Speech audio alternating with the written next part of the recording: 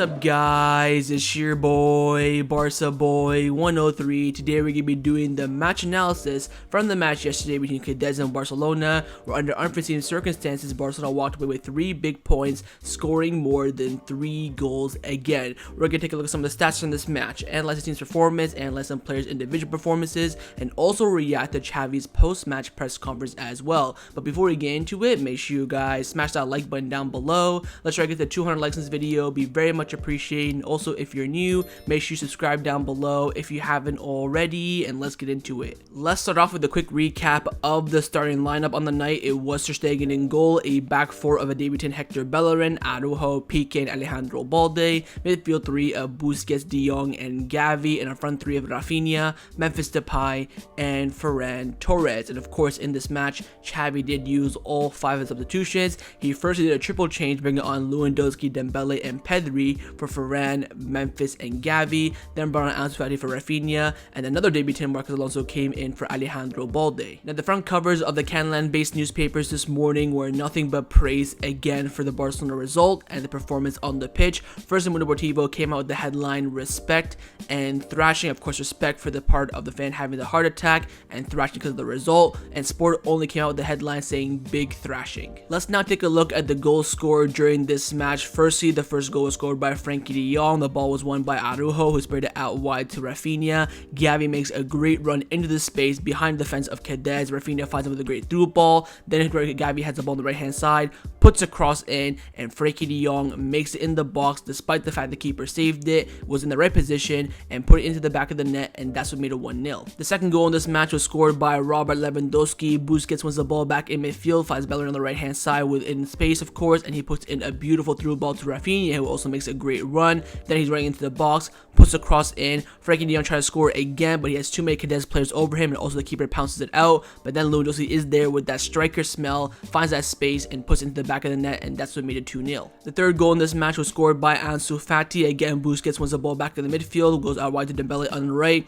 and he puts in a magnificent through ball to Lewandowski, and also Lewandowski makes a great run. 1v1 with the keeper. He got a defender on him as well. Instead of going for goal, he switches to Ansu Fati, who was absolutely wide open and also makes a great run. Ansu Fati has an open net, puts the ball in the back of the net, and that's what made it 3-0. The fourth and final goal was scored by Ousmane Dembele. Cadiz had a corner kick. Ter Stegen came out and collected it, rolled the ball to Lewandowski, who was open in space. Then he finds Ousmane Dembele on the right hand side in no man's land, and the counter-attack becomes Barcelona. Dembele ran the whole entire way down the right hand side, dancing around 2 or 3 players. He's fake shotting it left, fake shotting it right, body fade, and then Lewandowski makes a run to make some space for him. He has a strike on goal, hits the keeper of Cadiz, then goes in the back of the net, and that's what made it 4-0. Let's now take a look at the full-time stats. Barcelona dominating the possession with 71% to 29 of Cadiz. Again, Xavi wants that to be in the range of 65 to 75 during every single game. That will be very, very satisfying for Xavi. Barcelona had 16 shots,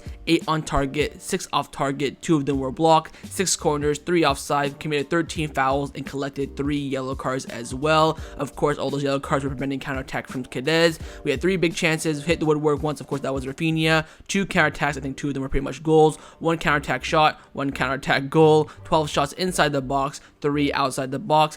565 passes attempted by Barcelona, with 483 being completed, which gives, of course, 85% success rate. 72 long balls attempted, only 49 complete, 68% success rate. In terms of dribbling, we attempted 28 dribbles and completed only 14, so around a 50% completion rate. We lost possession 129 times compared to Cadiz's 128. Again, Barcelona always tries stuff. Xavi does rely a lot on individual magic on the pitch. That's why we lose the ball a lot. But again, 129 is a lot.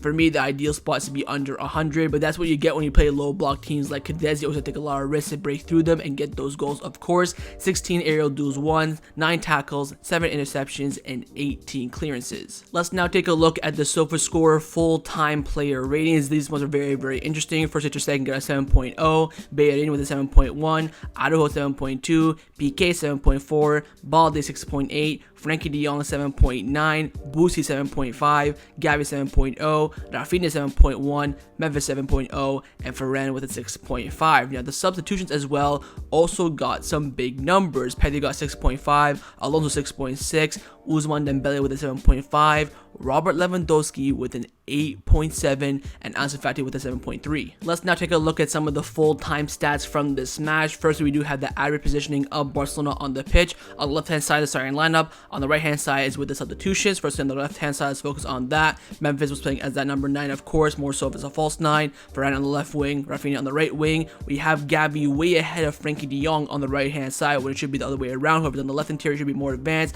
but this time Frenkie was there, I believe, to bring the ball deep to the attack. Of course, he makes those driving runs fantastically well. Again, Bellerin, Balde, Araujo, and Pique in the natural positions. But for the fullbacks, they're not as much advanced as I would expect against a team like Cadiz. If you look at the subs coming in, Lewandowski was very, very deep, almost playing as a second striker to Ousmane Dembele, who was absolutely killing Cadiz down out wide, but again was playing more centrally alongside Ansu Fati as well. Yeah, Pedri playing more as a deep lying midfielder as well, with Frenkie de Jong still staying in his natural position, of course. And also Marcos Alonso was playing a bit deep this time, because again with the stop because of the heart attack from the fan, we were defending a lot in the last few minutes. We didn't really have an opportunity to get forward that much like Alejandro Balde did, and also I think Xavi would accept that with the circumstances from this match. And if you take a look at the heat concentrations from this match as well, as you can see, the ball was spent mostly in the middle of the pitch with 38%, 34% in Cadiz attacking third, and 28% in Barcelona's. Now also you can see again Barcelona favoring down the left hand side of the attack. We were going through Varane and Balde the entire first half. Raphinha and Bellerin only got the ball a few times. I think second half it was more so down the middle of the left hand side was still be a favor, but again all of our goals pretty much came in from the right hand side. You know, Xavi for the first goal, Bellerin and Raphinha for the second goal, then the third and fourth goal, sorry, were both counterattacks from Cadiz's attack. So again, we do favor the left hand side a lot, and I think Xavi needs to work on balancing both sides, because again, when you favor down the left, teams will know that, and also when you have your left wing with Varane and Alejandro Balde, it's not already too strong on paper. Now, of course, at halftime, the result was 0-0, where Barcelona couldn't really finish their chances, although creating a few, and Barcelona attempted 6 shots in the opening 45 minutes against the Cadiz, their lowest total in the first half of the game this season in all competition. Of course, with the rotation, you kind of expect that, but we almost did score a few times. Of course, Raphinha hit the post, and Memphis Depay did miss an absolute sitter, but Depay's replacement Lewandowski did have a fantastic match. Lewandowski scored 6 goals now in his 5 games in La Liga, making him the fastest player to reach that figure in the competition in the 21st century.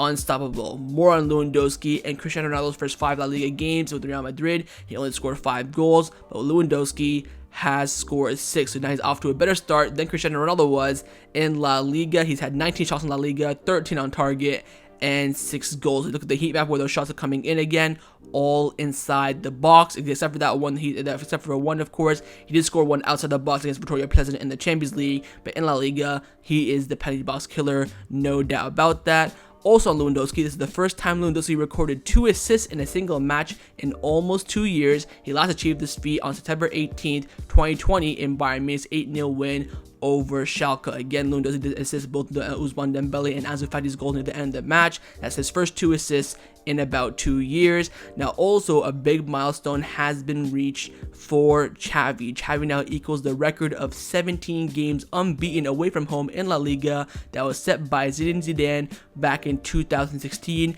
and we can break that record in October against Real Mallorca. If we don't lose in that match, we will have officially the longest unbeaten run away from home in the league ever. That just shows how Xavi mentally changed us. As you all know, a few years ago, away from home, we were absolutely shite, and now we are a monster. But my favorite stat after this match is the big one for me: clean sheets. Barcelona have kept 4 clean sheets in their 5 opening La Liga matches. They only conceded 1 goal, which of course was a deflected shot from Alexander Isak, who's freaked off to Newcastle now. A very, very unlucky goal to concede, but 4 clean sheets in 5 games. For me, that is huge. Again, Ter Stegen has never won the Zamora Trophy, the goalkeeper award for the most clean sheets. I think it's his main mission this season to win it. Again, we saw him concede against Real Sociedad. He was pissed. Against Victoria Pleasant, he was pissed. Every time we make a goal line clearance, he looks so ecstatic. I think Ter Stegen really wants to get that award, and I also hope he wins it as well, because the last time Barcelona won it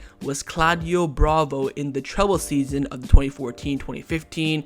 It's been long overdue for Barcelona, and I think with this defense we have this season, we could actually achieve it. Time now to get into Xavi's post-match press conference reaction. Now, usually there are a couple of players who give their thoughts off in the match as well, but with the circumstances during the match, all the players wanted to talk afterwards, and also Xavi didn't talk that much as well. All the players came out on Instagram saying that great 3 points, but all send their love to the family of the heart attack fan, of course. But again, not really that much from Xavi, but let's get and see what he had to say. Starts by saying that we wish the Cadiz fan a speedy recovery. The 3 parties, us, Cadiz, and the refereeing team, made a decision to resume the match after informing us that the medical team had treated the case, and the life of a human being is above football. So Cadiz, Barcelona, and the refereeing team decided to go out and play the match after they heard their fan will make a full recovery and is stable, going to hospital. Of course, if that wasn't the case, it could have been a different scenario. In the first half, we did not generate as much as we expected. In these games, the key is to open the can. We need to understand the last pass, but in general, we are happy despite not having an excellent match.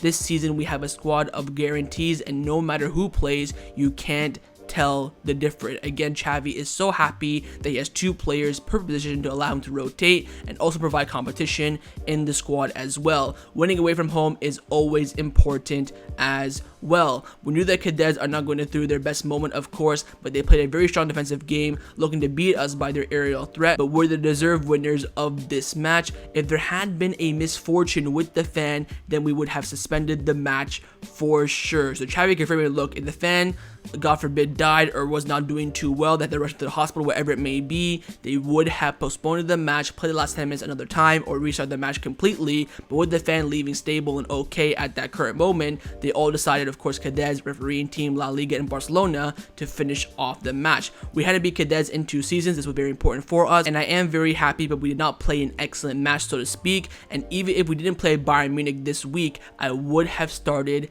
the same lineup. And that concluded Xavi's post-match press conference reaction after the match against Cadiz. Let's now take a look at some of the players' individual performances from this match. I've chosen 4 players to analyze. Those 4 players are Pique, Sergio Busquets, Frenkie de Jong, and Robert Lewandowski. First up is Pique, who got a 7.4 SofaScore rating, and as from his heat map was of course playing as the left center back during the game. In the match he played 90 minutes, had 4 clearances, had 2 interceptions, he attempted 5 aerial duels and won 4, lost possession 8 times, had 104 touches, he had a 91% pass accuracy but only misplaced 8 passes in total. He also attempted 10 long balls and completed 7. Look, this is Pique's role in the current squad. Come in, here and there, and put in a performance, and of course off the pitch in training, help the youngsters grow. I think this was a very strong performance from Pique, but of course this is the level that he's at, rock bottom of the league, away from home against Cadiz. He cannot do against Bayern Munich, against Villarreal, Real Madrid, Atletico Madrid, but against these teams, Pique can come as a great tool for Xavi. Next up is Sergio Busquets, El Capitano on the night, who got a 7.5 SofaScore rating, and as from his heat map